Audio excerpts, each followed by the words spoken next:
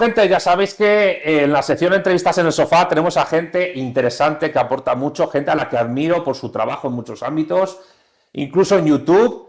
Y, oye, la persona que está hoy en este sofá en Salamanca es una persona que yo he de reconocer que conocí por YouTube, pero luego resulta que hay allí unas dialécticas biográficas entre él y yo muy curiosas, como hemos estado hablando antes, que es el ingeniero e historiador y famoso por su canal cada vez más visitado y con vídeos muy interesantes, Isaac Moreno Gallo. Oye, Isaac, bienvenido a este sofá, muchas gracias por estar aquí. Bien hallado, la admiración es mutua, además, que lo sepas. Bueno, sí, ya os digo, me ha contado que, bueno, que me tiene rastreado desde hace ya eones de tiempo, como dirían aquellos. Sí.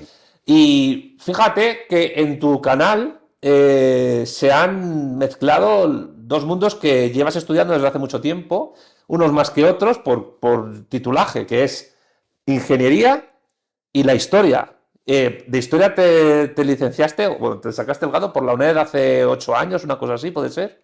Incluso menos. Incluso menos. Incluso menos, sí. Pero tú has entendido en algún momento que la historia es un complemento necesario para tus estudios y tus investigaciones en ingeniería. Es que siempre me dediqué a estudiar ingeniería histórica, ingeniería antigua. Por supuesto, yo me he dedicado a la ingeniería moderna, he trabajado haciendo carreteras para la empresa privada y luego para el Estado. Claro. Pero como mis investigaciones particulares y mis libros y todo lo que estaba trabajando era de ingeniería antigua, aunque intentaba evitar el tema histórico, es decir, a mí me daba igual qué romano había hecho aquello, ya era importante saber que lo habían hecho los romanos porque había un error de bulto en ese asunto, había cosas que ni siquiera eran de aquella época. Sí. Pero luego me di cuenta, como la historia me había gustado desde siempre, y por eso me atrajo la ingeniería antigua, que necesitaba saber historia. Era ya una necesidad la que tenía. Hice geografía e historia. Y además cogí todas las asignaturas de geografía y mi trabajo fin de grado es de geografía. Es decir, que no sé si soy más geógrafo que historiador. ¿De acuerdo? Pero soy las dos cosas, claro. Todo eso hay que sacarlo adelante en una carrera, en un grado. Pero a la hora de analizar restos de ingeniería, que son restos arqueológicos, y además los restos arqueológicos y de ingeniería se entroncan incluso con la antropología, es decir, muchas disciplinas a la vez, es inevitable ver cómo la geografía determina ese tipo de construcciones que se hicieron en la época romana e incluso antes, incluso en época prehistórica. No existía la ingeniería como tal, pero sí había técnicas, sí había medición, sí había agrimensores incluso que oteaban el terreno, lo medían y decían, aquí tenemos que construir esto o esto otro. Y al mismo tiempo, la geografía determina la ingeniería y la ingeniería y la geografía determinan la civilización, la historia, la política, ¿no? Yo soy de la opinión que la historia no se puede entender sin unos conocimientos vastos, con V, de geografía. ¿De acuerdo? Estamos de acuerdo. Porque hay mucha gente que dice, yo estudio historia, y luego en la geografía se meten unos palos que dices, no, así tú no puedes entender la historia, ¿sabes? Eso es así. Claro. Por otro lado, pues eran más que lo que has dicho, eran verdaderos topógrafos, porque tenían la ciencia suficiente para hacer topografía y los instrumentos suficientes, que era algo bastante desconocido, para hacer topografía de verdad, como lo que hacemos nosotros, como lo que se ha hecho hasta el siglo XX antes de aparecer los GPS y los satélites y todo esto. Tal vez no tenían óptica, pero es que tampoco teníamos óptica a finales del siglo XIX o del XVIII, y se estaba haciendo topografía con teodolitos y con niveles al nivel que lo estaban haciendo los romanos.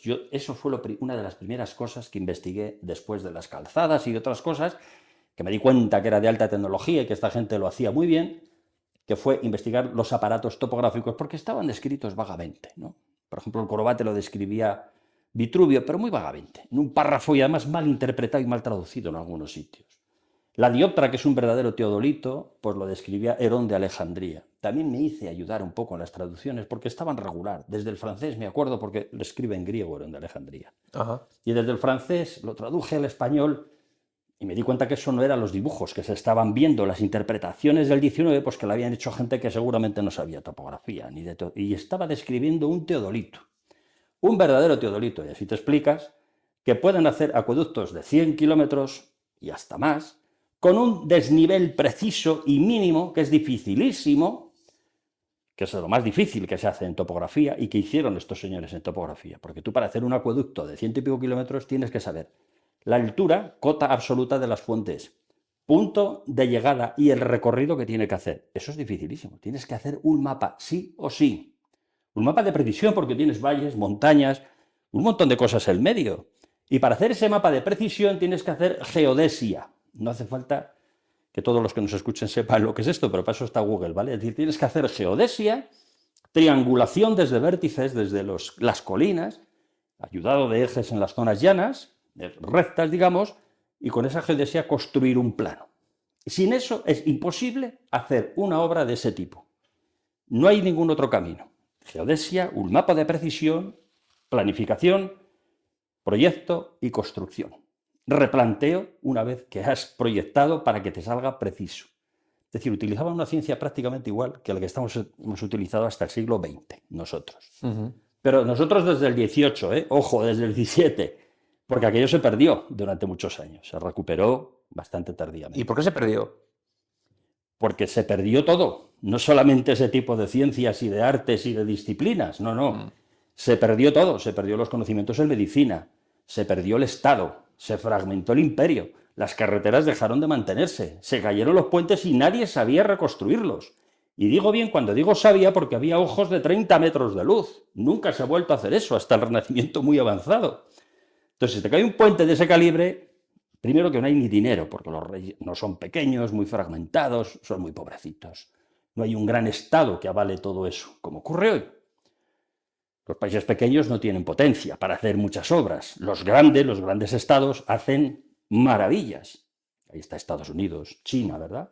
China tendría que salir en esta conversación. ¿Por qué? Son los reyes pensando, digo, van a salir los son chinos los reyes seguro del mundo, porque ahora mismo es el Estado más grande, más potente, económicamente y en todos los sentidos. Probablemente es ya el hegemón del mundo y está haciendo unas obras que te caes de culo. Pues eso hicieron los romanos en el Mediterráneo. Fíjate todo lo que ya en tus contestaciones, todos los conceptos que estamos implicando ahora mismo, porque yo lo estaba pensando antes de que tú vinieras, digo, ya verás cómo va a salir una palabra que ya la has dicho tú, que es la de imperio, es decir, geografía, técnica, tecnología, ciencia, demografía, población, ingeniería y todo eso entretejido para construir imperios y civilizaciones que sean recurrentes en el tiempo y que sean efectivas, es decir, que funcionen partiendo de lo que tienen, que es los medios que pueden desarrollar a partir de lo que se encuentran y a partir de lo que les rodea. Hay un libro famoso que habla de ello, ¿no? De cómo la geografía nos determina completamente incluso nuestro comportamiento diario, ¿no? No se puede entender ningún imperio sin todo lo que tú estudias en el fondo. No se puede entender lo que yo estudio sin ningún imperio. Vamos a dejarlo así. Cierto. Está bien hecha la vuelta al revés. Los imperios tienen suficiente potencial económico para llevar a cabo todo esto que has dicho. Es decir, tú tienes los medios, tienes las ideas, tienes la técnica, pero si no tienes potencial económico y dominas un extenso territorio, ¿para qué vas a hacer una carretera? Para ir a 10 kilómetros de ahí no pasas, ¿me entiendes? Claro, no es lo mismo China que Andorra, está claro. Exactamente. Y no es lo mismo un imperio que otro imperio, porque ha habido imperios que han generado riqueza y han supuesto un avance, un desarrollo brutal en el territorio en el que se han instalado. El egipcio fue uno de ellos, por ejemplo, y otros antiguos muy desconocidos, los persas también, los hititas y, por supuesto, el romano. Voy a llegar al romano, pero es que luego ocurrió con el español. Claro. Ocurrió con el español. El español hizo obras, hizo ciudades, hizo lo que ya sabemos todos, universidades, no sé qué. Se integró con los pueblos que había conquistado, vamos a llamarlo así, como hicieron los romanos, ¿me entiendes? Que es cierto que no conquistaron a todos a besos, Eso es que los imperios no siempre se expanden a besos, pero desde luego el desarrollo que se produce en el momento que se crean estos imperios generadores es brutal, es el único desarrollo que se puede medir como Dios manda a lo largo de la historia. Aparece un imperio y el desarrollo poblacional sube, no solamente el número, en calidad de vida, obras de ingeniería. Son capaces de desarrollar todos estos métodos. Y si no tienen técnica, ya vendrán de China. Los técnicos, donde hay pasta, vienen. Acuden, ¿de acuerdo? A un reino pobre no acuden los técnicos, les haya donde los haya. Ya que has hablado de Roma y que has hablado de España, Roma influye mucho en la forma en que España despliega su imperio, sobre todo en América, en lo que es el territorio. Pero hay una cosa que creo que también tienen en común España y Roma, que es la forma en cómo la geografía terrestre les condiciona a la hora de realizar sus obras de ingeniería, sus obras de urbanismo, y cómo eso también les permite conectar lo marítimo. En el caso de Roma, el Mare Nostrum, el mar Mediterráneo, que yo creo que es el eje a través del cual se articula el Imperio Romano. Yo soy contrario a la gente que piensa que el Imperio Romano era un imperio europeo. No, era un imperio mediterráneo. Si no avanzaron más a África, por el desierto. Y en el caso de España, pues tienes dos océanos, que son el lago Español, el Pacífico y al mismo tiempo el Atlántico Sur. Y luego cuando se unió temporalmente con Portugal, el Océano Índico, ¿no? ¿Hasta qué punto la ingeniería de lo que se hace en tierra influye y determina la forma en que se puede desarrollar eso mismo, pero a nivel marítimo?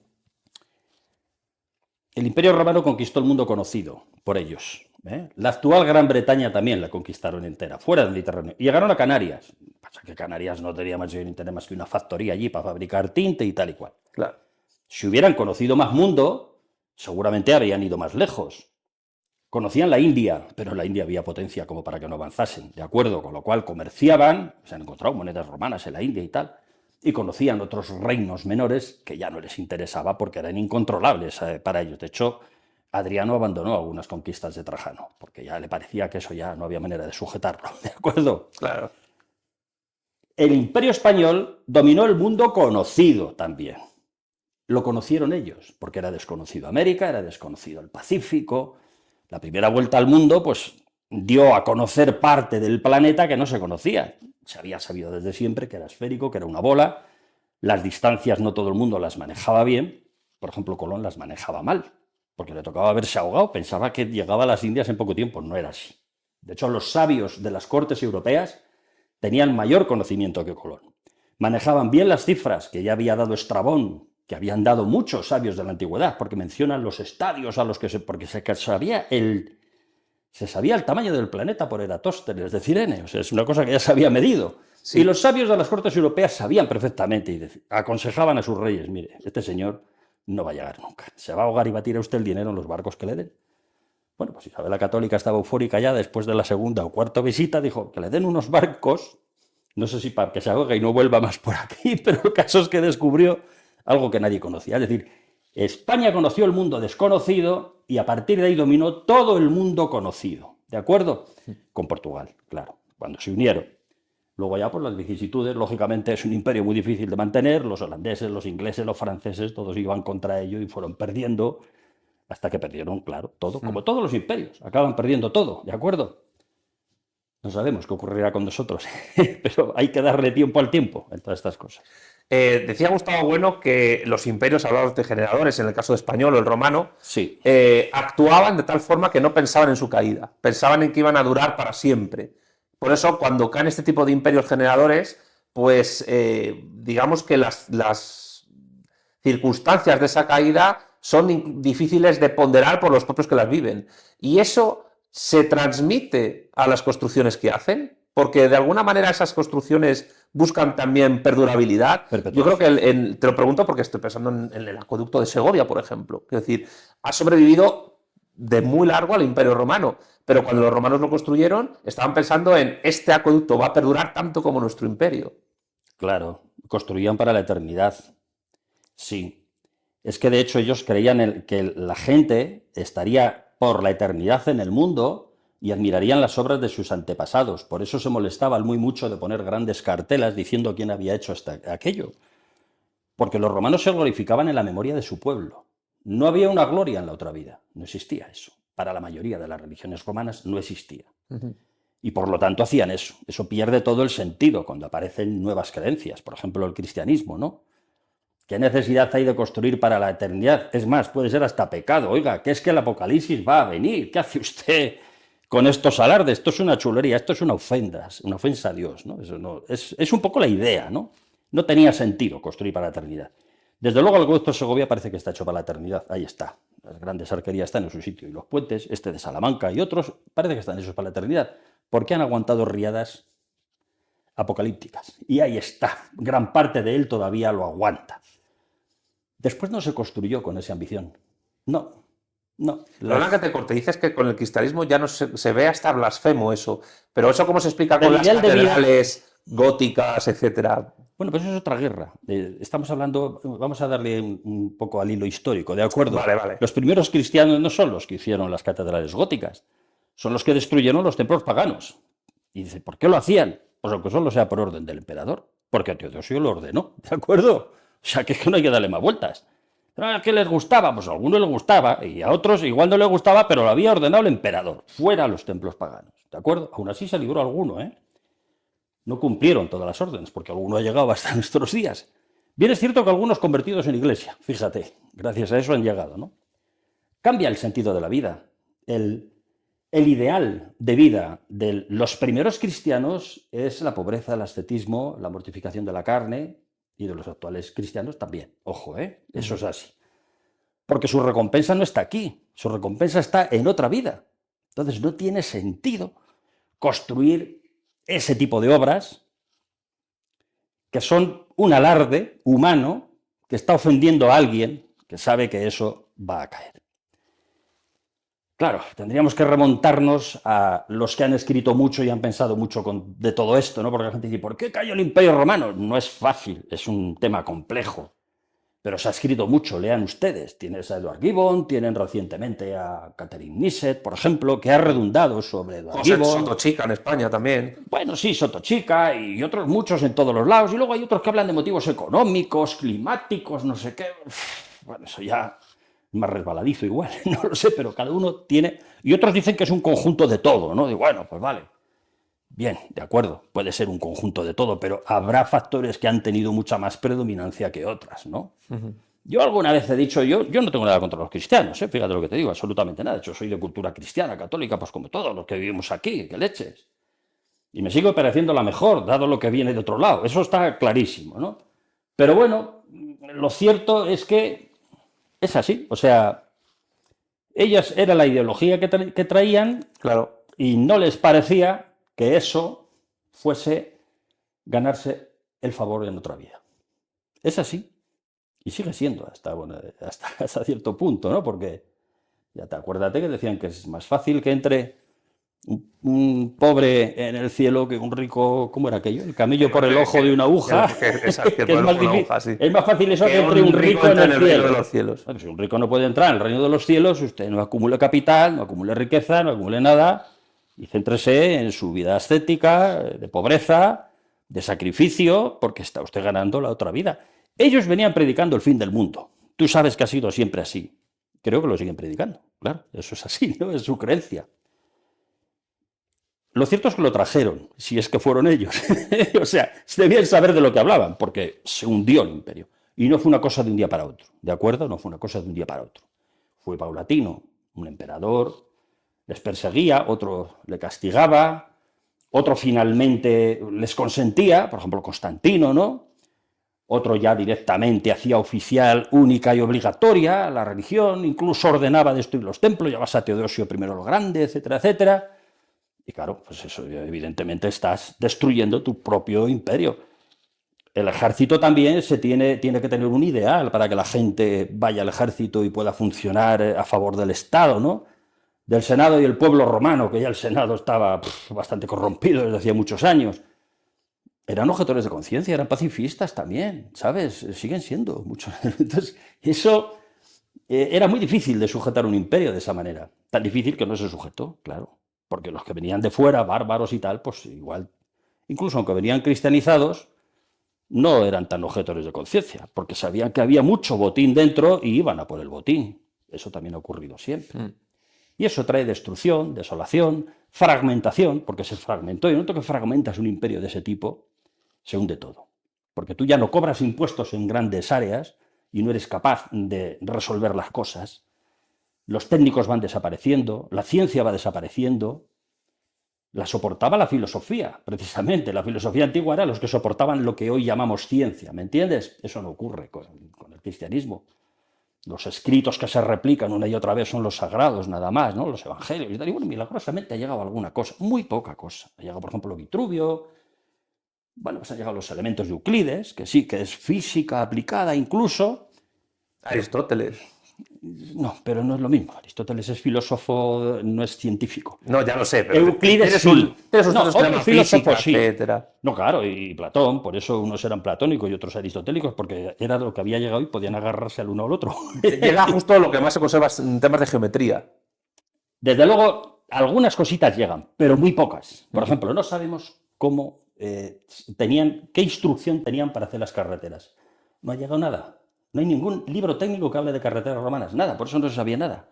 Hasta que no se examinan las obras de lo que han hecho en el campo, no sabes cómo las hacían. No se sabía nada y estaba la idea completamente equivocada. No hay ningún libro ni ningún texto antiguo que diga cómo se tiene que hacer un acueducto, cómo se tiene que hacer la nivelación, cómo se tiene que hacer las cotas, cómo se fabrica un mapa para poder hacer aquello. Nada. Ni rastro. Eso no interesó reproducirlo, porque te tenías que transcribir esos escritos antiguos. Eso nunca interesó. De trigonometría ha llegado muy poco. Ha llegado pues, algunos conceptos, ¿no? Teorema de Pitágoras, los numéricos, ¿no? Filósofos numéricos. Bueno, pues ha llegado, pero el teorema de Pitágoras ha aparecido ahora en una tablilla cuneiforme babilónica, era muy anterior. Lo conocemos por Pitágoras, pero no lo inventó él. Ahora sabemos que no lo inventó él. Ha llegado nada. Ha llegado poquísimo y lo que ha llegado ha sido accidentalmente, como la tablilla babilónica. Eso se destruyó, eso no interesaba. Eso eran cábalas, brujería, yo qué sé. Eso no interesaba a las nuevas gentes y al nuevo ideal de vida que se estaba imponiendo. Es una aproximación a lo que yo creo que ocurrió, ¿de acuerdo? Que me parece más verosímil que otras cosas. Bueno, un cambio climático, pues ahora tenemos uno y no parece. Igual no es eso lo que nos va a extinguir, serán otras cosas, porque el hombre se adapta muy bien a los cambios. ¿Y cuándo cambia eso? ¿En qué momento del medievo el cristianismo se percata de que tiene que construir para la posteridad porque no solo por una cuestión de mímesis con lo que se hacía en la antigüedad grecorromana, sino también por una cuestión de la propia supervivencia de la sociedad medieval que se estaba desarrollando? La estabilización y potencia económica de los grandes reinos, Francia ya, España con reyes católicos, pero Francia ya tenía cierta potencia, empieza a aparecer el gótico, por ejemplo, ¿no? Pero claro, ¿quién puede hacer una catedral gótica? Un reino potente, un reino con muchísimo dinero, ¿no? Y con el arte aparecen la masonería y, bueno, los arquitectos de esas cosas, ¿no? No tiene, aunque es un arte nuevo, imponente por las alturas, las agujas y la esbeltez de todo aquello, los sillares que manejan son relativamente pequeños, o sea, no mueven los volúmenes que movían los romanos, ¿sabes? Que algunos dices, pero ¿cómo han levantado esta piedra hasta aquí? Todavía no se sabe cómo, ¿no? Pero aparece de esa manera. Y luego aparece el Renacimiento, porque se empiezan a fijar ya, y no son los particulares, también digamos el Vaticano, la propia curia, jerarquía eclesiástica, se empiezan a fijar que hay un arte perdido, olvidado, y que todavía se deja entrever en los escritos de Vitruvio y de otros, y en las ruinas, por supuesto, que convendría recuperar, porque daba grandiosidad, ¿no? De hecho, el Vaticano es renacentista, se hace ya en ese momento, el actual. Hasta entonces habían estado desmantelando el Coliseo, por ejemplo. Y digo, no, momento, no vamos a desmantelar esto porque tiene cierta... O sea, le empiezan a dar valor al monumento. Bueno, pues lo consagran, lo exorcizan, porque allí había estado el demonio matando cristianos, y lo conservan, esa pequeña ruina, la mitad de lo que había, ¿no? Y surge lo que es el Renacimiento. Nadie ha puesto en solfa ni en duda esta palabra. Renacimiento. Todo el mundo la admite como buena, por algo será. Renace algo, renace el clasicismo. Reconocen que había una potencia en el clasicismo, al menos arquitectónica, y también de algunas ciencias. Ahí está Leonardo da Vinci, ¿no? Y todos estos que empiezan a estudiar los textos antiguos y a sacar ellos y a inventar cosas. No hay que ir a Italia, en España también. En España aparecen libros de física aplicada, que son los primeros libros de ingeniería, por ejemplo, el de Juan de Lastanosa, en los 21 libros de los ingenios y las máquinas, que te das cuenta que reproducen el corobate. Bien reproducido como yo lo reproduje después en 2004 sin conocer el dibujo de Juan de Lastanosa. O sea, lo hacen bien. A partir de ahí otros lo reproducen mal, lo ponen como una mesita y tal, porque no se había conocido ninguno, de verdad, ni siquiera dibujado. Pero eso es un libro de ingeniería, los 21 libros de los ingenios y las máquinas, de un hombre que trabaja para Felipe II ya, creo que es para Felipe II, no Carlos V, sino Felipe II. Es decir, que claro, estamos hablando de un imperio que podía pagar esos técnicos y podía dedicarlos a trabajar y a investigar, porque cuando no hay potencial, tampoco hay científicos, ¿me entiendes? Los mejores científicos del momento los tuvo Felipe II, no te quepa la menor duda, los mejores.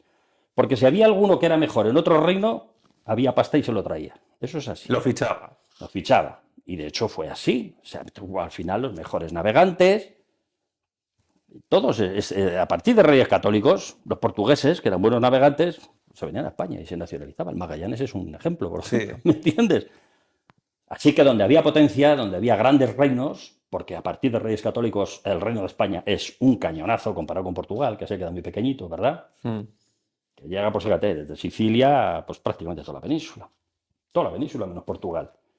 Entonces eso permite tener una riqueza y engendrar una serie de riquezas de viajes, de expediciones científicas, porque la de Colón es una expedición científica. Es decir, este tío dice que va a encontrar las Indias. A ver si es verdad. ¿Sabes? Eso es un ensayo empírico que se llama. Vaya usted y vuelva con el resultado. Y volvió. Para sorpresa de todo el mundo, volvió. Yo hubiera sido el primer sorprendido si hubiera vivido en aquella época. Digo, esto es magia.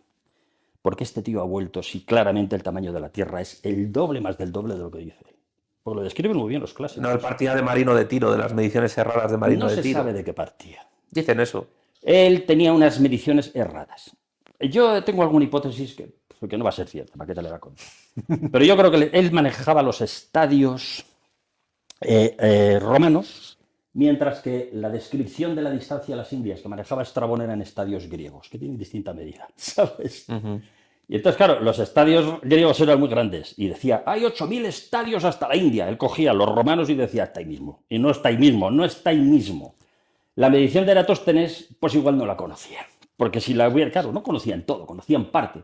Y el tío estaba convencido de que él llegaba a la India. Luego hay muchas teorías, ¿no? Que si alguien le había dicho que sí, que por allí se llegaba y tal, lo que tú quieras. Pero yo creo que estaba profundamente equivocado. Tenía un error de bulto que le tenía que haber llevado a la muerte. Y solamente la providencia de existir un continente en el medio hizo que llegase vivo, ¿sabes? Hasta que se dieron cuenta que era un nuevo continente, que tardaron unos años, eso no fue inmediatamente, ¿no? Pero él murió sin saberlo, se dice.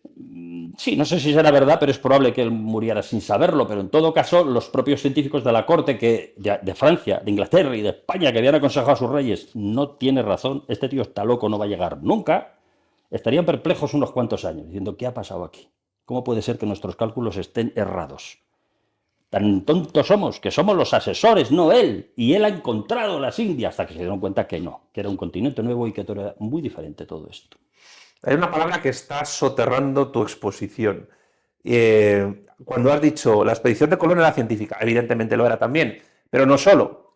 En el momento en que se conquista Granada, el 2 de enero de 1492, el reino nazarí de Granada, se cierra la posibilidad, de momento, hasta la batalla de las Alpujarras, la rebelión de las Alpujarras, de que existiese en la península ibérica algún tipo de intervención del califato islámico. En este momento era el otomano, que había conquistado Constantinopla en 1453 y se había convertido en, ya lo era antes, pero en un tapón absoluto y definitivo para que los reinos cristianos europeos pudieran acercarse a China vía terrestre. Portugal también es un hecho científico innegable, un éxito científico innegable es que rodean África, pasan lo que hoy es Ciudad del Cabo y llegan a la India, Vasco de Gama. Pero España hace el camino inverso, pensando que ya se sabía que la Tierra era esférica, ya se sabía más o menos el diámetro de la misma, a pesar de la cuestión esta de Colón, y decían, vamos a llegar a China, a Cathay, lo que se llamaba Japón, por el poniente, por occidente, y vamos a tomar al turco por la espalda, retomando los intentos de llegar por tierra que Ruy González de Clavijo, cuando llegó a Tamerlán, intentó desarrollar y que aquello se abortó porque Tamerlán se murió demasiado pronto.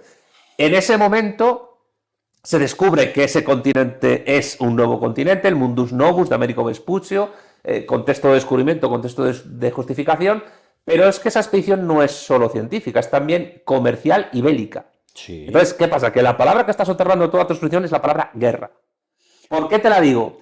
Porque creo que convendrás conmigo que no se puede entender el apoyo de los imperios a la ingeniería y a la ciencia, no solo teniendo en cuenta la geografía, sino teniendo en cuenta la guerra, porque la geografía también condiciona la guerra y de la guerra se determina también la tecnología y la ciencia que se desarrolla. Entonces, es una pregunta a mitad reflexión, Isaac. La guerra es fundamental. Tal vez geopolítica, porque ya existía la geopolítica. Sí, claro, no se llamaba así, pero... Bueno, pero ya existía. Llámalo X, pero era lo que estaban trabajando todos los grandes reinos en este sentido. Portugal no compartía datos con España. Porque si hubiera compartido datos, dices, no, a mí me cuesta esto tiempo, la distancia que he medido por mar es esta, luego, si yo recorro prácticamente media esfera, tú no vas a llegar con esa distancia. A donde yo voy, a las Molucas. ¿Me entiendes? Sí. No compartían datos. Si hubieran compartido datos, igual habían ido con más prudencia dirección oeste, intentando encontrar... Pero claro, en ese momento eran rivales, Portugal y España. Y por supuesto los turcos. Pero los turcos no tenían un afán oceánico, vamos a llamarlo así, ¿no? Y ahí estaba esa geopolítica, sobre todo yo creo, entre Portugal y España. Eso era la rivalidad geopolítica, porque los turcos, efectivamente había desaparecido la quinta columna en España con el final del Reino de Granada. No desapareció del todo nunca, ¿verdad? Hasta la expulsión de los moriscos ya, o sea, ni siquiera con la guerra de las Alpujarras, o sea, eso era siempre un run run que venían los berberiscos, atacaban las costas y alguien le había soplado donde no había vigilancia, donde podían atacar, o sea, esto fue así, siempre. Siempre hubo una quinta columna hasta que se expulsó a los moriscos. Pero yo creo que lo que más les preocupaba era la expansión más allá, la formación de un imperio que estaban formando también Portugal a su modo, nada que ver con el español, era a su modo. Yo creo que no era tan generador, era bastante más depredador el portugués, pues, Sí. perdonen los portugueses, pero es que era así, como luego vino el inglés o el belga, otros, ¿no?, que tuvieron sus territorios. Y lo que dices tú, no construyeron... El mismo se basa en las feitorías portuguesas.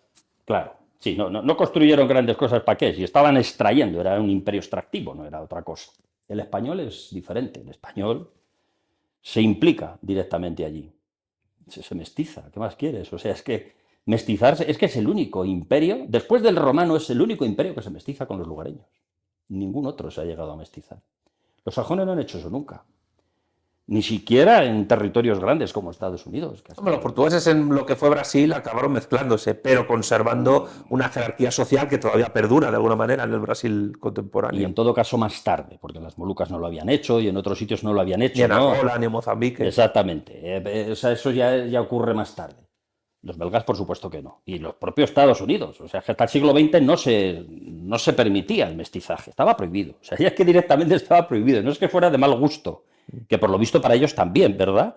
Sino que además la ley les podía castigar si se mestizaban, cosa que en España se primó, se aconsejó y hasta se empujó para que eso ocurriera. Porque Isabel la Católica, ¿no?, dijo, tengan hijos con aquellas señoras, o viceversa, ¿no? Mézclense con las gentes de aquella tierra que son súbditos míos. O sea, está muy subvalorada Isabel la Católica, ¿eh? No es claro. Es decir, que esto no lo ha dicho ningún rey, ¿sabes? Tan fácilmente de Cierto, esa época cierto. en ningún lugar del mundo. Es cierto, sí. En ningún lugar del mundo. Está infravalorada, vamos a decirlo así, Isabel la Católica. Es mucho más importante. Eso sí que era una mujer empoderada, y no lo que ahora nos venden como mujer empoderada, ¿sabes? Pero vamos a volver a la cuestión. Yo he dicho guerra, tú has dicho geopolítica. ¿Hasta qué punto la geopolítica es fundamental para el desarrollo científico, para el desarrollo de lo que se hace sobre el terreno a nivel de ingeniería? Siempre lo ha sido. Siempre lo ha sido. Vete a la Guerra Fría. Si es que llegar a la Luna era una carrera de prestigio, ¿sabes? Allí no había nada, todos sabían que allí no había nada, pero se estaban dejando el presupuesto anual en llegar a la Luna. Estados Unidos haciendo un sacrificio enorme con todos los programas Apolo y Rusia haciendo todavía, Unión Soviética haciendo todavía un sacrificio mayor porque le sobraba menos el dinero, no tenían una economía bollante. El socialismo no era capaz de, digamos, fabricar riqueza como lo hacía el capitalismo. Pero los dos tuvieron una carrera, a ver quién ganaba, una carrera de prestigio. Y está ocurriendo ahora. O sea, China tiene las mayores obras, tiene los mayores buques y portaaviones, los está fabricando, porque quiere imitar a Estados Unidos. ¿Va a tener guerra con Estados Unidos? No, en principio nadie. De hecho, China no parece belicista, no parece que su imperio se expanda por el belicismo, es un imperio comercial sobre todo, ¿no? Pero cuando ves cómo se está armando, dices, pues oye, esto prestigio igual solo no es, ¿sabes? Pero claro, la guerra se evita con eso, con medios de disuasión, ¿no? Si tú tienes una potencia militar semejante o incluso ya mayor, porque eso la gente que entiende de esto dice que cuidado con China ahora mismo. Ya te cuento noticias de China de hoy, de una universidad estatal pública militar ha conseguido desarrollar el primer vehículo por raíles de estos que están como flotando, que en 2 segundos pasa de 0 a 750, 800 kilómetros por hora. Levitación, sí. Levitación, sí. Esta noticia de hoy. Ahora mismo, antes copiaban como los japoneses, ¿te acuerdas? Que empezaron copiando y luego hacían las mejores máquinas de foto y estas cosas. Pues los chinos empezaron copiando, no se han cortado nunca con eso. Pero ahora mismo son punteros en muchísimas cosas, pero en muchísimas cosas. y acabarán comiéndole la tostada a Nvidia, que son los mayores fabricantes de chips y los más avanzados. No te preocupes, que China está trabajando en la sombra. Han sacado una inteligencia artificial sencilla y barata, ¿sabes? Que los otros llevan 20 años desarrollándola y esta han puesto a 4 tíos cabecitas allí currando y han dicho, mira, esto hace más que lo tuyo y nos ha costado la 10ª parte. DeepSeek. Sí, la nueva IA, digamos, de China. Ahí está la guerra geopolítica hoy. Esa es la batalla geopolítica, que no es una batalla, digamos, sangrienta, ¿no? De momento, pero es la batalla geopolítica que estaba disputándose entre Portugal y España, que tampoco estaban en guerra. Tampoco estaban en guerra. Pero estaban a ver quién llegaba más lejos comerciando. España no quería comprar las especias a Portugal, porque eran carísimas, no quería conseguirlas él, quería conseguirlas ellos. Fíjate, la aventura del Cano, esconderlas y hasta se las olieron ahí en Cabo Verde, tuvo que salir corriendo, ¿sabes? O sea, ojo, eso es una batalla comercial equivalente a la que pueden tener hoy China y Estados Unidos, porque los demás, desengáñate, no contamos. O sea, ya no estamos en ese teatro, ¿sabes? Somos actores secundarios, que se dice. No somos ni espectadores siquiera. Actores secundarios. Salimos de vez en cuando, decimos una frase y al cajón otra vez. Así es. ¿Los chinos construyen pensando en la posteridad? Esas obras de ingeniería, esos puentes, esas líneas de ferrocarril que recorren un país inmenso, que es el tercero más extenso de la Tierra, esos puentes, ¿tú crees que ellos están pensando en que...? No, la filosofía es diferente, es decir, los métodos constructivos también. Incluso la satisfacción por lo construido también es diferente. Hoy la ingeniería es puramente funcional, meramente funcional, es decir, tiene que funcionar muchos años, porque si no, no sale rentable, no puedes amortizar la obra en el tiempo debido, pero tiene que ser buena para que funcione perfectamente. Tú tienes que hacer un puente que salve 2 kilómetros en un valle profundo, los chinos lo hacen, y lo importante es que salve los 2 kilómetros en un valle profundo, que aquello se sostenga, que no tenga ningún tipo de problemas ante un sismo, ante nada, porque todo eso se calcula y se pondera a la hora de hacer el puente. Y es un alarde brutal, pero tiene que funcionar. Y la esperanza de vida que se da hoy en día, incluso en los cálculos del hormigón armado y tal, me parece que son 99 o 100 años. Es lo que se está dando. Igual duran 300.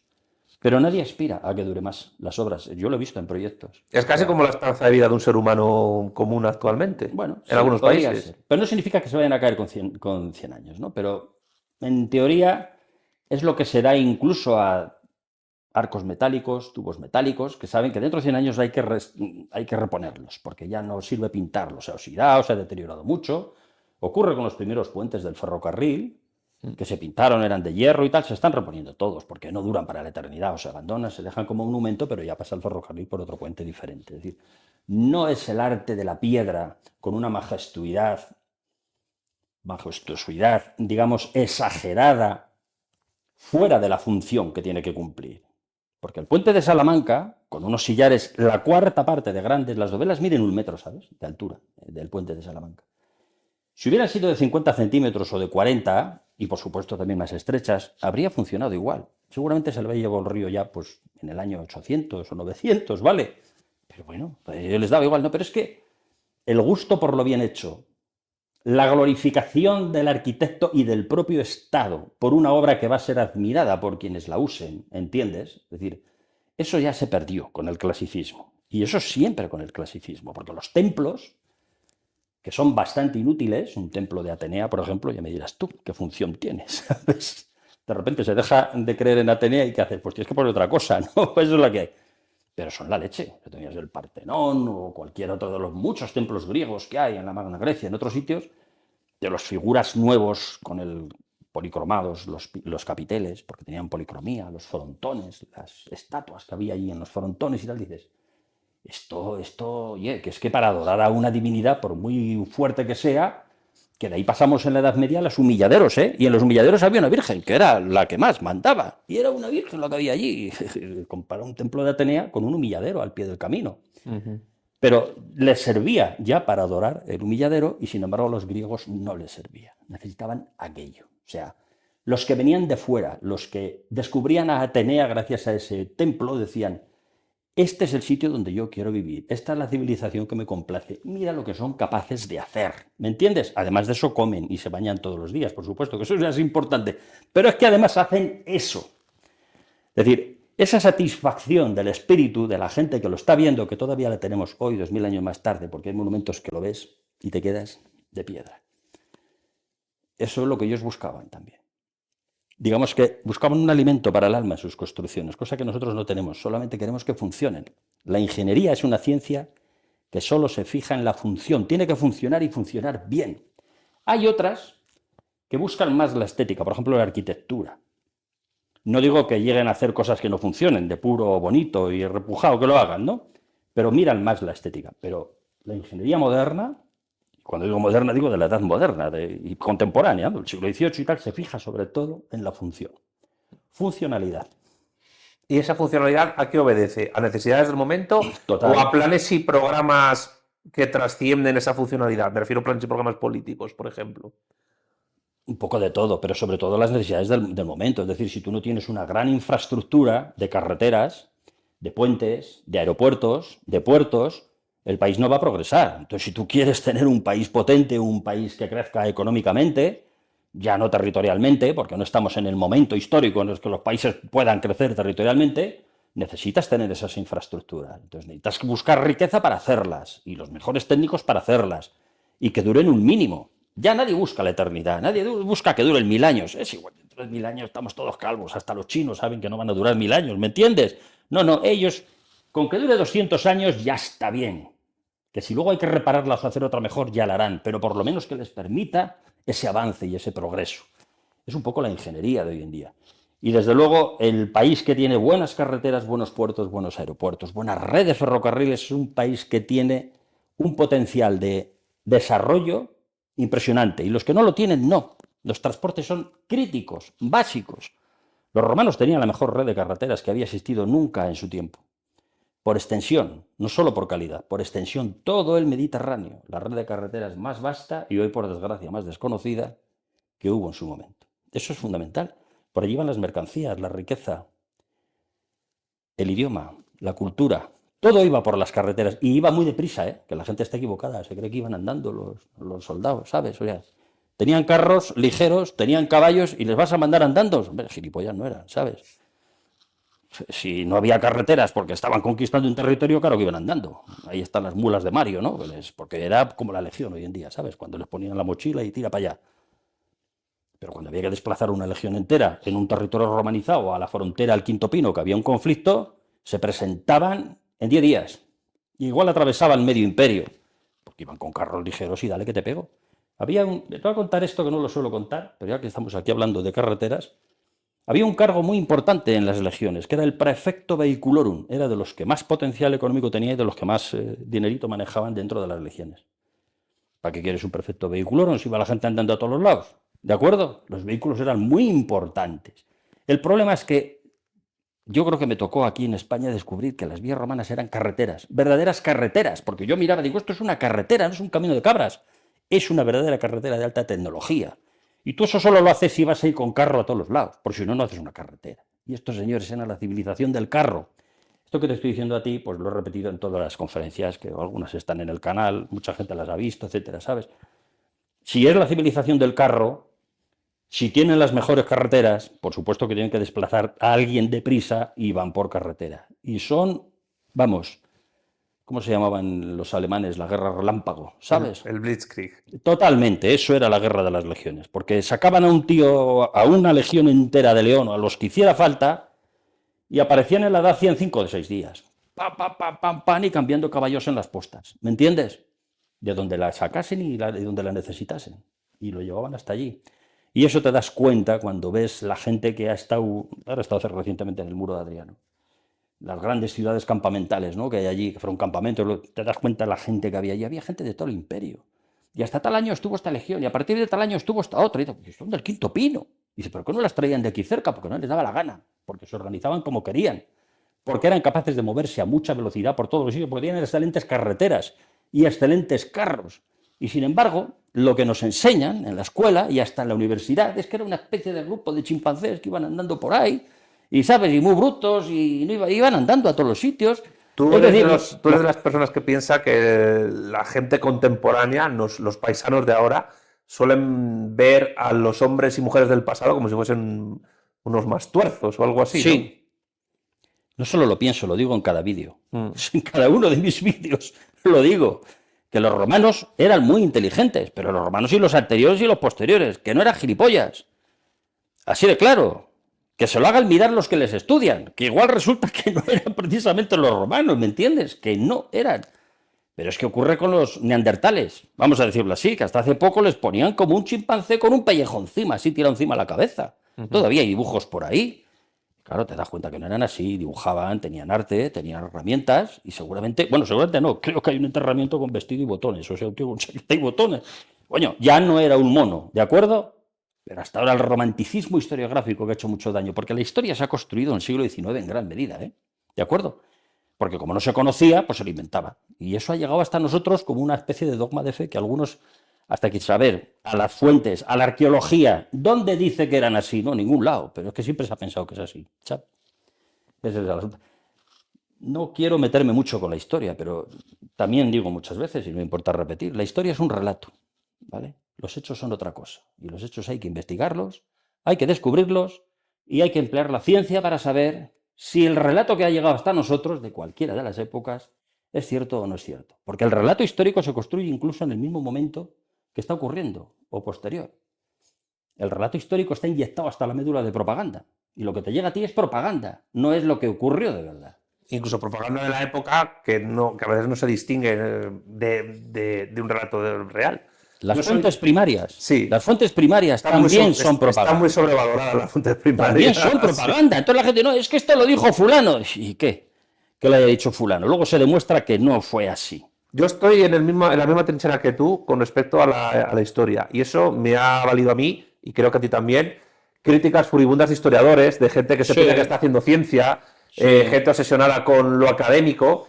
Tú has pasado olímpicamente del rollo este de los papers y lo académico porque consideras que eso... No, a ver, tampoco es cuestión de meter a todos en el mismo saco. No, hay cosas muy buenas. Hay cosas muy buenas, investigadores muy buenos y ensayos muy buenos. Pero hay mucha morralla también, ¿no? Mucho. ¿Y a qué se debe eso? Pues no lo sé, pero a mí me ha tocado leer tesis doctorales de la cosa que a mí me interesaba, ¿no? De las vías romanas, de los puentes romanos. Las hay excelentes, claro, pero hay una excelente. Pero es que todas las que había detrás era para tirárselas a la cabeza el tío que las hizo. Tienen cum laude todas, ¿de acuerdo? Entonces yo a veces digo, no tengo tiempo para leer mucho, sobre todo ahora porque produzco vídeos por un tubo, ¿no? Por lo tanto, intento seleccionar lo poco que leo. Novela no me da tiempo a leer, porque la ficción no me interesa mucho, ¿sabes? Y fíjate lo que te estoy diciendo. He leído muchas tesis doctorales y estoy hasta los huevos de leer ficción, ¿sabes? Es como encima leer novelas. Y eso le puede doler a algunos que han hecho esas tesis doctorales, pero puedo hacerte una lista de tesis doctorales excelentes que serían de obligada lectura, porque existen. A mí lo que me mata es que tienen la misma calificación que las otras. Y de hecho a ellos les deberían de matar, que a ellos les han puesto un cum laude y a los otros también. Y los que las han hecho buenas saben que la otra no vale nada y no se quejan. Pero a las tesis doctorales les pasa un poco como la ingeniería, y lo digo con perdón esto, buscar la funcionalidad laboral. Es decir, ¿esto de qué me sirve? Para ser doctor y luego dedicarme a investigar, a ser profesor de universidad y todo eso, independientemente del valor que en sí tenga la investigación académica. Como que lo que se mide es el peso de lo que produce la persona, no la calidad de la gente. Y claro, con esta forma de actuar en las universidades y a nivel académico, que esto viene desde el plan Bolonia, habría grandes filósofos y grandes historiadores y tal que jamás hubieran dado clase en la universidad. Nunca, en la vida. Sí, claro. El actual, quiero decir, ¿eh? Sí. Pero a ver, también se ha dado el caso que hay tribunales de calificación de las tesis doctorales que saben menos que el ponente. Sí, cierto. Si saben menos que el ponente, se quedan admirados de lo que le está contando el ponente. Ahora, puede haber alguien de la calle que sepa mucho de ese tema y diga, esto es un chusco, y le están poniendo cum laude. No pasa nada, porque el papel lo aguanta todo, ¿sabes? Si el papel se pusiera a arder de forma espontánea cuando una tesis doctoral es una mierda, hablaríamos de otra cosa, ¿no? El papel, ahí está. Tú lo archivas dentro de 100 años, sigue ahí escrito. Y entonces, esas investigaciones, vamos a llamarlo así, porque una tesis doctoral es una investigación. Las que no son buenas, estoy diciendo, se dan por buenas por otros, porque dicen, es que esto ha pasado en un tribunal, es que esto es una tesis doctoral, y así podemos estar equivocados en tema de historia durante muchos años, siglos, hasta que de repente se descubre que no es así. Y digo un tema de historia porque realmente las ciencias son otra cosa. ¿de acuerdo? Tú no puedes equivocarte en el cálculo de un puente, pues se te cae. Y sales en el telediario, pero de China, no de aquí, ¿sabes? Ni en un ingenio espacial, porque se cae. Y el error está ahí. Eso, porque la matemática, las físicas, la química, la física aplicada, que es la ingeniería, eso son ciencias, han sido siempre ciencias. Hoy en día hay un montón de disciplinas que se enseñan en la universidad que llevan la palabra ciencia y son justo las que no son ciencias. Te lo digo así de claro. Ciencias del deporte, ciencias de la salud, ciencias de la antigüedad, ciencias de la no sé qué. Vamos a ver, con calma, ¿eh? Que aquí las ciencias son otra cosa. Las ciencias son las exactas, las que tú puedes demostrar que eso es así, porque si la aplicas, tiene que sujetarse lo que estás diciendo, y si no se cae. Si no, no funciona, ¿me entiendes? Pues te voy a dar una noticia que no sé si sabes, que te va a sorprender, sobre los chinos y las tesis doctorales. En las carreras de ingeniería y de ciencias aplicadas ya no se van a hacer tesis doctorales en China. A partir de ahora, el doctorado lo van a conseguir los chinos, los estudiantes universitarios chinos, cuando hayan logrado realizar una patente o una aplicación práctica que sea de gran relevancia. Y entonces, a partir de ese momento, dicen, está sobresaturada la academia en estas disciplinas, a nosotros nos da igual, Claro. de tesis doctorales. Ahora lo que nos interesa es, no vas a ser doctor por una tesis, vas a ser doctor porque hayas hecho una patente o un avance o una aplicación o una invención. Método científico puro y duro. Exactamente. ¿Funciona? Sí. Luego es cierto lo que estabas diciendo. Pero claro, el método científico tú no lo puedes aplicar a tesis, por ejemplo, de letras. Porque, oye, eso es así. Tú eres filósofo, creo, ¿no? Estoy en ello. O sea, voy a doctorarme en filosofía, pero el año que viene. Bueno, pues, ¿qué filósofo no ha tratado de gilipollas justo al anterior? Todos. Todos. Es la forma de trepar de los filósofos es esa, ¿no? No hay necedad que no haya dicho Claro. filósofo.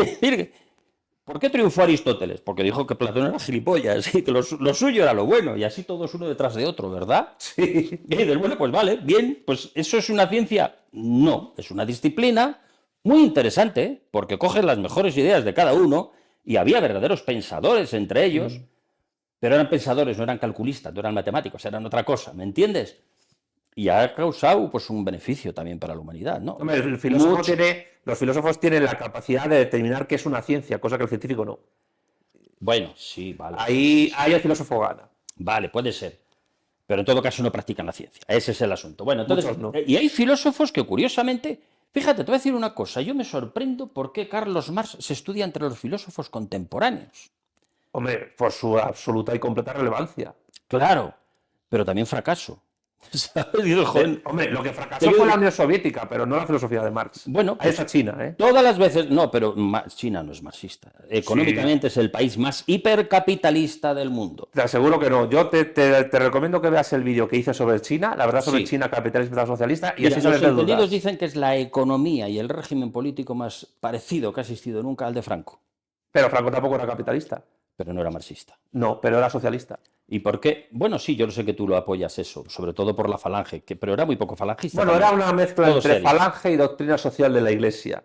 Puede ser, pero Y lo que han hecho los chinos llamar a es... eso socialista está muy a Franco, quiero decir, José Antonio es otra cosa.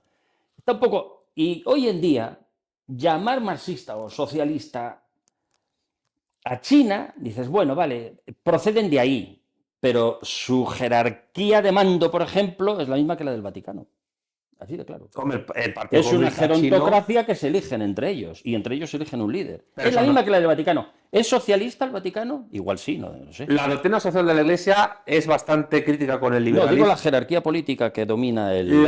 Bueno, la jerarquía política que domina el Vaticano es más bien una suerte de monarquía absoluta electiva, una mezcla entre monarquía absoluta y monarquía electiva. No, es un líder, no un rey, es un líder lo que dice. Sí, pero es el heredero del Imperio Romano. Es calcao al comité central de cualquier partido comunista, el de la Unión Soviética o el de China. Ah, pero Tal cual. eso no es malo. Yo no, No, estoy en no contra. digo que sea malo, yo no digo estoy que en es la contra. misma jerarquía política. Yo no Entonces, estoy en contra de las si China es gerontocracias, socialista, el Vaticano es socialista. Claro, dices que Franco también tenía esa estructura. ¿Era socialista aquello? A ver. Practicaba una política social importante, y no digo que China no lo haga, pero su régimen económico, su política económica hoy por hoy, no es socialista. Mira, cuando los chinos estaban en los años 70 buscando... Yo no sé por qué tengo que discutir de filosofía con un filósofo, porque yo no lo sé. pero y politólogo también. Cuando los chinos estuvieron en los años 70 buscando regímenes políticos en los cuales copiar un desarrollo industrial rápido, te cuento que al final determinaron que el modelo que tenían que aplicar, eso sí, bajo las bases de lo que ellos ya habían hecho, porque lo que hizo Deng Xiaoping se apoyaba todavía en lo que hizo Mao Zedong, a pesar del gran salto adelante y tal, determinaron que uno de los modelos más interesantes era el de la dictadura militar brasileña, que se basaba en un proteccionismo industrial muy fuerte y un desarrollo industrial rápido. Pero es que al mismo tiempo la dictadura militar brasileña se basó en la España de Franco. A través de Brasil hay una conexión entre China y la España franquista muy interesante. Lo que pasa es que hoy todavía, a través de la Constitución china del 82 y a través de cómo está estructurado el ejército, la red de universidades y el propio partido, te aseguro que sí, el porcentaje de economía privada que hay es muy alta, pero es muy alta a un nivel micro. A nivel macro, cuando una empresa destaca, la cooptan, la toma el partido, la toma de Estado y la impulsan. En ese pragmatismo imitador que han tenido de absoluto éxito, hay que reconocerlo, yo creo que Marx está en un cajón hace tiempo ya. Yo te digo que no.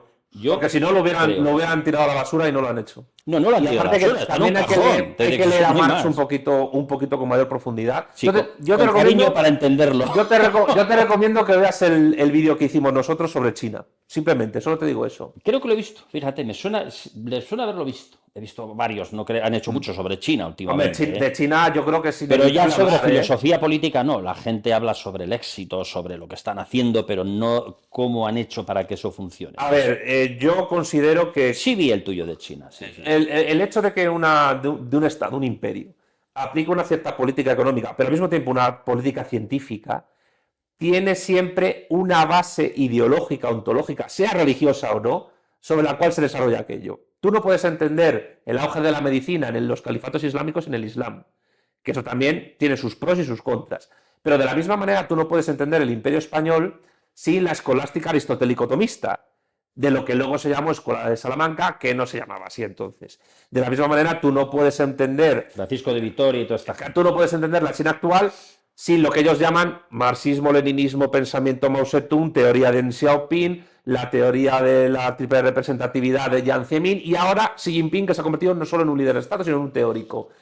Y lo mismo pasaba en Roma. La inflexión empezó con Deng Xiaoping. Sí, claro. Antes de Deng Xiaoping, te compro que eran socialistas, marxistas y lo que tú quieras. Después de Deng Xiaoping, es muy difícil ya de calificar lo que ha pasado. Pues yo te recomendaría leer a Deng Xiaoping, porque es uno de los pensadores, vamos a llamarlo así, más desconocidos por un montón de gente. Revolución China, sí. Además era un depurado de Mao y de su esposa, de los cuatro. Le salvó, Mao le salvó a Deng Xiaoping de la revolución cultural. Le tuvo un poco apartado. Era un depurado, sí. Pero es un tío que de verdad, en esto que se llama Occidente deberían leerle. Yo tengo ahí las obras escogidas de Deng Xiaoping y de Xi Jinping y hay que leer a los chinos, de verdad te lo digo. Bueno, en todo caso, porque esta gente que se ha practicado tanto, al margen de que hayan tenido un fracaso absoluto en algunas cosas y éxito tal vez, según dices, en otras, tiene que haber otra gente también con pensamiento muy diferente que tienen mérito para estar en la filosofía contemporánea, economistas y gente que tiene sus pensamientos liberales o anarcocapitalistas que llaman ahora, ¿no? Hombre, lo que pasa es que yo creo que a mí me pasa con el anarcocapitalismo en general lo mismo que con el anarquismo. Yo creo que el anarquismo en general es un error. Porque considerar que se puede obviar el Estado, puedo respetar más... No, sí, de acuerdo. Puedo respetar más a un liberal clásico. No hay filósofos anarquistas, ¿no? Que yo sepa, que se estudien. Bueno, que se estudien en la universidad. A Bakunin se le estudia, pero en historia del pensamiento. Sí, pero no como filósofo. Kropotkin, pero como filósofos no. El materialismo filosófico de Marx es que está ahí omnipresente como que fuese la bomba, joder. Y ha sido más fracaso que éxito en todos los lados. También fue un fracaso Platón. En todos los... Sí, bueno, ya claro, pero a eso se le tiene... A eso se les tiene por cariño, ¿sabes? Porque ya no sirve. ¿Tú crees que Platón se le tiene por cariño? La gente lee La República, lee El mito de la caverna y todavía impacta en la gente. Sí, pero ahí está, pero bueno, pero no sé, la utilidad clara a la economía actual ya no es tanto, ¿no? No hay estados platónicos, ¿sabes lo que quiero decir? No hay estados platónicos, pero es imposible entender ciertas jerarquías sociales sin la forma en que Platón las establece en la República. Incluso te diría que China e incluso el franquismo tiene mucho de platónico, más que de aristotélico. Joder, no sé, tendrías que consultarlo con Franco. Creo que él nunca hizo nunca hizo nada a propósito. No hace falta que un jefe de Estado haya leído a un teórico, porque muchas veces un jefe de Estado absorbe ideas sin haberlas leído y vienen de muy atrás. Un ejemplo claro en el mundo actual es Kant. La inmensa mayoría de líderes democráticos y liberales no han leído a Kant. y sin embargo Kant está omnipresente dominando el pensamiento de millones de personas. La propia Unión Europea, la paz perpetua de Kant es la Unión Europea. Otra cosa es que esa paz perpetua sea un camelo. Sí. Pero lo mismo pasa con Marx. Hay gente que es marxista y no sabe que lo es. Pero ¿sabes qué pasa? Que es que los ingenieros Y cuando hay gente que se concebís... dice marxista y no sabe que no lo es. También pasa, también Ya pasa. te lo digo yo. Pero cuando los ingenieros concebís la relación entre el pensamiento con la acción, yo no digo que menosprecéis a la filosofía o a la politología, pero sí es verdad que muchas veces las obras que un ingeniero hace están condicionadas por esas ideas, pero también ocurre al revés, que es que la ingeniería y la ciencia influyen en la filosofía también.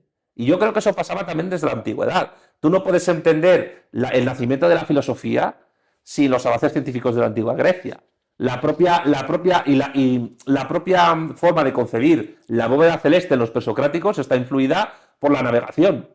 Y de la navegación nace la astronomía. Uy, no solo eso. La ciencia avanzó gracias a los filósofos griegos, porque estaban los numéricos y estaban otros que soportaban la matemática, que eran las ciencias exactas en ese momento. Claro. Gracias a ese tipo, a esas corrientes filosóficas, que no era uno solo, que eran varios de esa escuela, avanzaba, claro, no solo las corrientes de pensamiento político, del régimen político de la ciudad que había que aplicar, no, los numéricos y toda esta gente hicieron mucho bien al avance científico, porque los cálculos venían después por ellos, y la trigonometría y la geometría eran ellos los que estaban soportando todo eso. No había otras disciplinas que soportasen esas ciencias, porque eran ciencias realmente, es lo que hoy llamamos ciencias, entonces era la filosofía la que lo soportaba. Decía un filósofo, bueno, le vuelvo a citar, que sin el racionalismo griego estamos perdidos, pero con racionalismo no se refiere solo a lo que dices tú, a cómo organizar la ciudad, sino también a esa racionalidad técnica, tecnológica, que es fundamental incluso para organizar la polis. Que yo creo que eso muchas veces, si quieres hablamos un poco de los políticos actuales, que seguro que no te caen muy simpáticos, pero los políticos actuales, la racionalidad técnica funcional de las ciencias siempre la ven como una cosa de, bueno, damos dinero, una subvención y poco más, pero luego no sirve de mucho, porque tú lo has tratado en varios vídeos. Yo me acuerdo que tienes dos en concreto que tienen muchas visualizaciones y que a mí me gustaron mucho por cómo narras, es un gran narrador, te lo he dicho muchas veces, y al mismo tiempo porque pones en solfa cómo la supuesta funcionalidad de la ingeniería no se tiene en cuenta por personas que gestionan un Estado y que están pensando en otras cuestiones, que es básicamente ganar elecciones y convencer al máximo número de gente para que sigan ganando elecciones. Y es el vídeo que hiciste sobre la gota fría, luego llamada Dana, y es el vídeo que hiciste, que es donde me citaste un vídeo nuestro, y te lo agradezco, que era sobre la desindustrialización de España, que es sobre el papel de la ecología en las renovables. En las renovables, ¿no? Y bueno, fue muy sorprendente ver, me acuerdo, cómo hablaste de la hecatombe ecológica que suponen los molinos estos de viento, sobre todo con un montón de especies de aves que están... Sí, que se ignora, es que se ignora.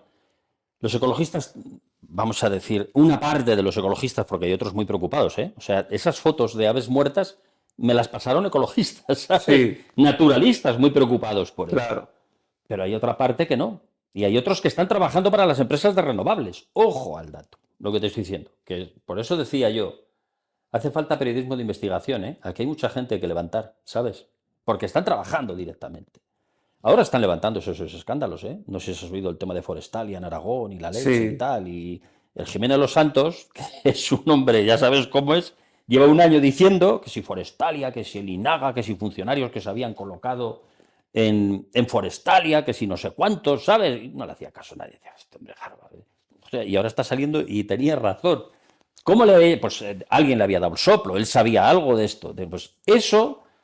Yo no lo conozco al dedillo, pero tenía noticias de ello. Y lo que yo expongo en el vídeo es que no son energías verdes y que no son energías eficientes. Y en eso me da todo el mundo la razón. Dice, no, pero es que ahora son rentables. Sí, claro, después de que nos han sacado los ojos a impuestos para hacerlas rentables. ¿Me entiendes? O sea, si las pagamos nosotros, ahora producen un montón. ¿Y a qué les van a dedicar ahora? Pues no pienses que es para la energía de la industria o de las ciudades o de no, a centros de datos. A centros de datos. Y mientras en países como Estados Unidos, que lo ha dicho Trump con su boca, que dice que los centros de datos se tienen que solucionar su propia fuente de energía y está hablando de microrreactores nucleares y tal y cual, Aquí no, aquí dicen, instálense en el Valle del Ebro, que lo tenemos reventado a molinos, que hemos pagado todos los españoles y ahora se benefician ustedes. Los centros de datos, que dicen, uy, es que son importantísimos con la inteligencia artificial y tal y cual. Pues igual hago un vídeo de los centros de datos, ¿sabes? Porque es un modelo de negocio absolutamente ruinoso para el territorio en el que se instalan. Las grandes empresas ganan pasta, ¿eh? Microsoft, Amazon y tal, eso les viene de maravilla. Porque además firman por contrato que tienen que asegurarles la energía con todas las renovables. Y si no, de donde sea, pero la administración, en este caso las autonomías, declaran de interés general la instalación y les tienen que asegurar la energía. Y se instalan allí. Bueno, ¿y qué gana el territorio con esto? Colocan a 2 limpiadoras, los ingenieros los traen de fuera. ¿Eso qué produce? ¿Sabes? Porque como lo declaran de interés general, ni siquiera el impuesto de construcción lo pagan a los ayuntamientos. Que ha habido alcaldes que han dimitido diciendo, ¿cómo encima se va a poner aquí? Le han regalado un terreno, lo han declarado de interés general y no cobro ni siquiera el impuesto de construcción. Y luego menos, porque luego es que están ahí puestos y sí, en el pueblo van 2 limpiadoras allí, que van con una máquina y nada más. O sea, ¿qué riqueza produce eso al territorio en el que se instala? Eso está sin explicar. Eso está sin explicar. En impuestos, ¿qué pagan realmente a la comunidad, por ejemplo, autónoma en la que se instala, o a la provincia, o al municipio, o al Estado? Pues te sorprenderías si supieras que pagan prácticamente nada. ¿Y entonces para qué coño lo pones? ¿Sabes? Y consumen energía por un tubo y dicen, no, pues que ya tenemos los molinos y la energía sí se la vendemos. Coño, pero la hemos pagado nosotros. Es que esos molinos están instalados porque lo hemos pagado con nuestros impuestos.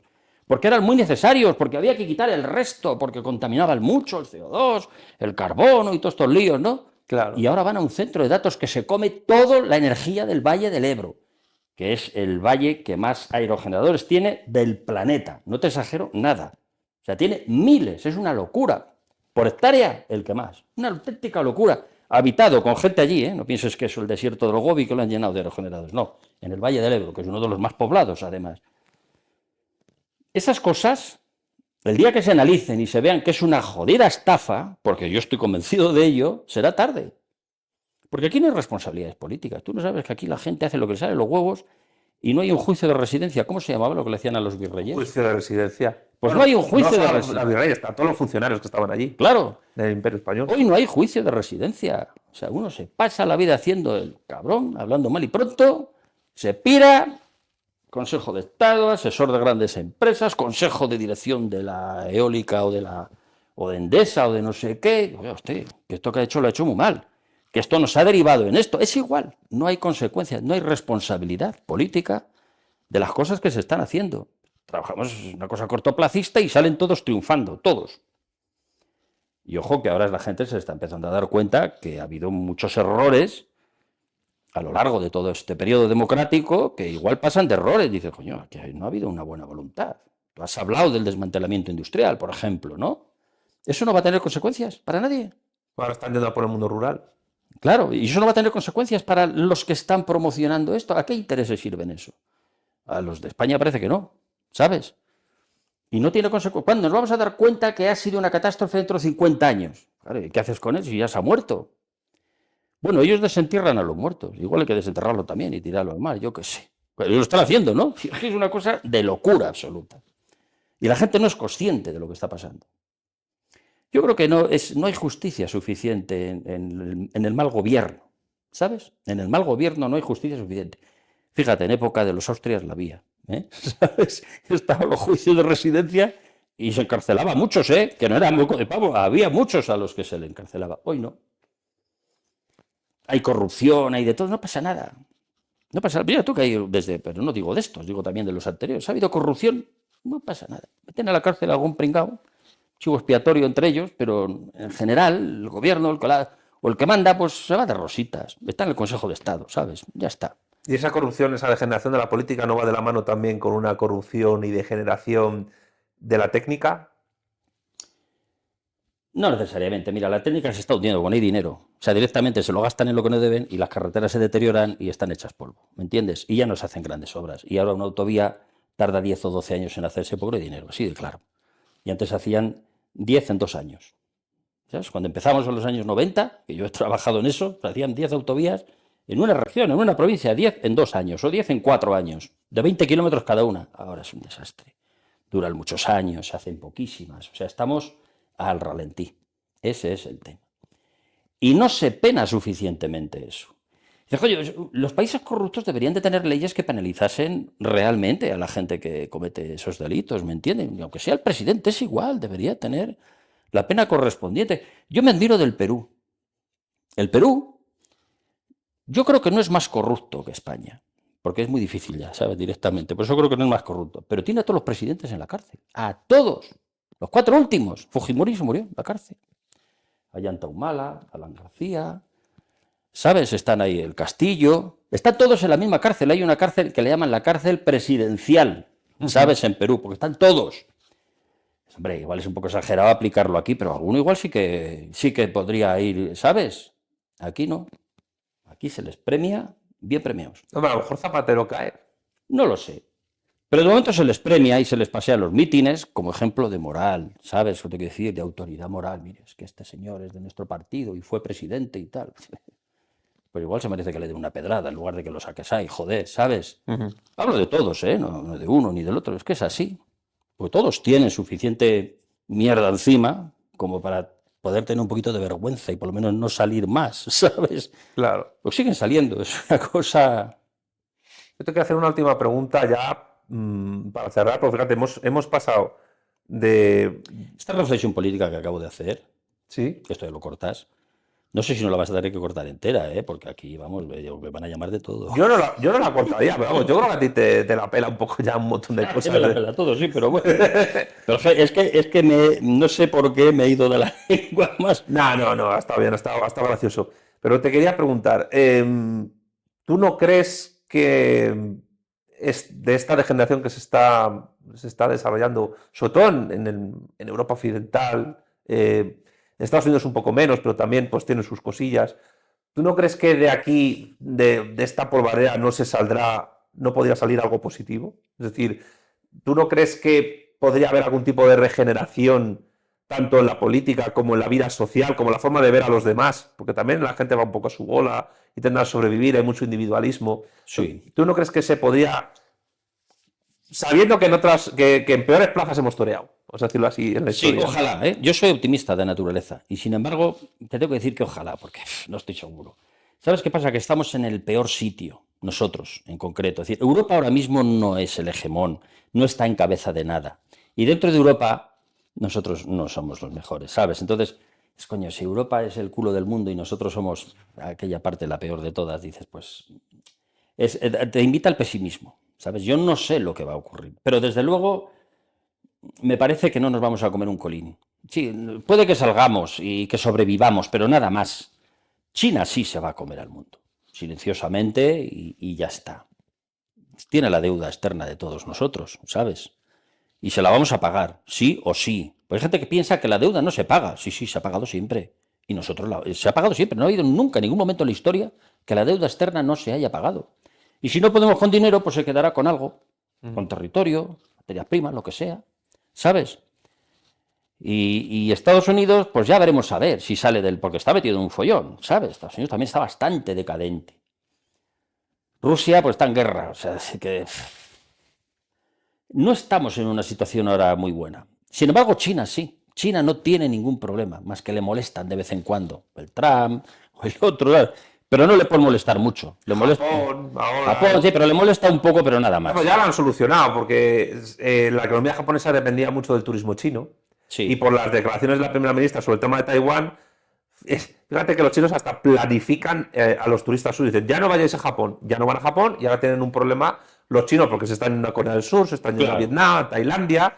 Luego hay esa rivalidad entre Corea del Sur y Japón influye mucho en el aviso que tienen los japoneses de sí mismos. Dicen, joder, ya no vienen aquí a dejarnos remesas de yuanes esta peña. China manda mucho sin levantar la voz. Estados Unidos manda cada vez menos levantando mucho la voz, ¿sabes? Porque, muy buena frase. Porque es así. Muy buena frase. Hubo cazas del presidente y tal, pero le va a costar remontar. Que él igual no tiene la culpa, que es que le han dejado todo hecho un desastre, pero le va a costar, por mucho que abra la boca, le va a costar. Y cada vez que vocea a China, China no responde levantando la voz. O sea, no se oye ni una palabra más alta que otra y va ganando terreno. Y va ganando y va ganando. O sea que... Bueno, pues igual tenemos que ser todos chinos o depender de China o formar parte del imperio chino. No sé lo que va a ocurrir con nosotros, Pero lo que no parece es que el mundo vaya a formar parte del Imperio Español. Más bien no. Alguien nos va a succionar. Y Europa igual, ¿eh? Europa está en una decadencia brutal. Hombre, el Imperio Español es pasado. ¿Eh? Es pasado el Imperio Español, ¿no? No, de un nuevo imperio. No, claro. O sea, si hay un país que está lejos de una prosperidad deslumbrante, hoy es España. Ya no digo imperio, ¿de acuerdo? O sea, si hay un país que está lejos de esa, es España. Hoy, mucho tienen que cambiar las cosas.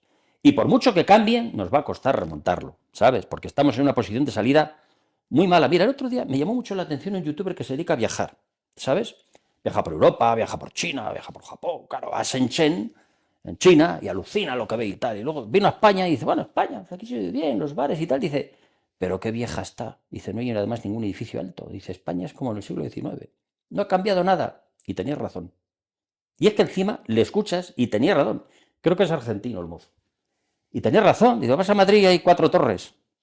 Eso es España. En Shenzhen hay 400, ya hace 30 años no existía. No le den más vueltas. Hombre, 30 años. Ahora has dado una cifra de tiempo muy, muy determinante, porque yo tengo la sensación de que nosotros estamos anclados en unos perfectos años 90-2000 en un montón de cosas. Nos hemos quedado ahí. Sí, y en el tema de lo que es el país, la imagen que está dando en cuanto a grandes edificios, grandes industrias, estamos en el siglo XIX. Así de claro, tú vas a Madrid y los edificios más bonitos que puedes admirar son del 17, del 18, la España de los Austrias, del 19, ¿sabes? Pero del 20 que se ha hecho hay 4, los cuentas con una mano. No hay más, y es Madrid. Y vas a Barcelona y te pasa, o menos todavía Barcelona, y el resto 0. O sea, son ciudades que se están quedando viejunas. No solo las ciudades, los habitantes se están quedando viejunos. Aquí no hay relevo generacional. Ya. La gente no es consciente de eso. Claro, ves a China lo que está ocurriendo, ciudades que no existían hace 30 años y son más que lo que es Nueva York en cuanto a rascacielos, industria, un potencial científico y económico. Te digo Shenzhen, que es frontera con Hong Kong, pero está Hong Kong, que también es de China, es autonomía, pero es de China. Y otras 100 ciudades, porque te pones a mirar las ciudades chinas que no te suenan de nada, ni las has oído hablar nunca, y dices, ¿tienes 7 millones de habitantes? Y 300 rascacielos. O sea, es como media España, es una cosa de locura, de locura. Pero ¿con quién nos estamos midiendo? ¿Sabes? La Europa de las luces y de las ciencias y de la no sé qué. O sea, vivimos anclados en el pasado. Estamos viviendo de las rentas que cada vez son más pequeñitas hasta que se apaguen, porque no producimos nada, no competimos con nadie. ¿Es cierto o no es cierto? Sí. Claro.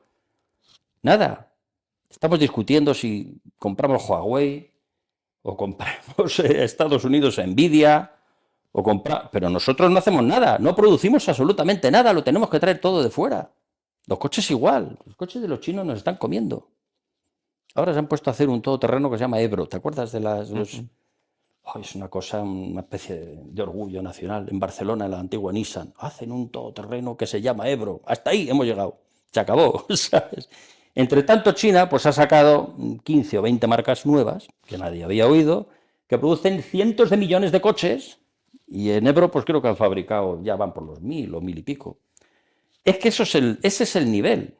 Esa es nuestra potencia industrial hoy en día. Te parecerá todo lo duro que quiera, pero es así. Yo tengo 2 hijos, ingenieros. Ya están resueltos. No te quiero ni decir dónde viven. Porque es que los echa el país directamente, ¿sabes? Uno de ellos no está aquí. Ya está muy lejos, ¿eh? Es lo que hay. Es lo que hay. Bueno, Isaac, muchas gracias. Espero que os haya interesado tanto como a yo escuchar a este pedazo de narrador, de ingeniero, de historiador y de youtuber. Hay que llamarle youtuber también, ¿por qué no? Porque lo es. Y ya está. Bueno, nos vemos en la siguiente. Gracias. Hasta luego, amigos. Si te ha gustado este vídeo, por favor, dale pulgar arriba y en la caja de comentarios deja tus impresiones. Escríbelas abajo. Si te gusta mi contenido audiovisual, por favor, suscríbete a mi canal y activa la campanita para que te lleguen más novedades. Si quieres conocer otras redes sociales donde estoy promocionando mi trabajo en YouTube y también otras tareas que hago, mis libros, mis artículos, ponencias, charlas, congresos, apariciones en televisión y radio, mi trabajo en el Instituto Beatriz Galindo La Latina o mi trabajo con las vanguardias socialistas iberófonas y en concreto con Vanguardia Española, puedes encontrarme en TikTok, en X, en Facebook, en Instagram y en Telegram. Y si queréis conocer el trabajo de toda mi vida, no tenéis más que visitar mi página web oficial www.armesilla.org. Sin más, me despido, un saludo a todos y hasta la próxima.